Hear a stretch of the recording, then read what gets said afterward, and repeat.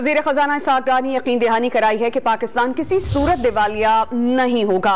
इमरान खान की ये ख्वाहिश किसी सूरत पूरी नहीं होगी। इस्लामाबाद में वज़ीर आज़म शहबाज शरीफ के हमरा प्रेस कॉन्फ्रेंस में इल्जाम ये भी आयद किया कि मुल्क की खराब मुआशी हालत के जिम्मेदार साबिक़ वज़ीर आज़म इमरान खान हैं। उन्होंने साबिक़ा हुकूमत के दौर में वसूल करदा कर्जों का अहवाल भी सुना दिया।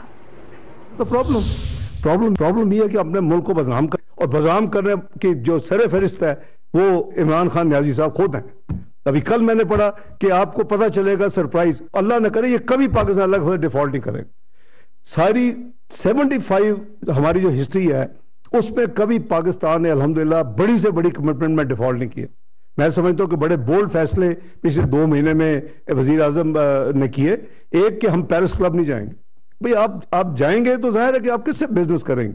हम बॉन्ड वक्त पे पे करेंगे। ये इसमें शर्तें लगी हुई थी और ये कौम को ये बावर करवा चुके थे, ये पेमेंट नहीं कर सकेंगे। तो मैं आपके तवज्जुह से ये क्लियर करना चाहता हूं, ये जो डिफॉल्ट का रेटोरिक है ना, ये रेटोरिक इमरान खान के साथ कब्र तक तो जाएगा, पाकिस्तान इंशाल्लाह डिफॉल्ट नहीं करे।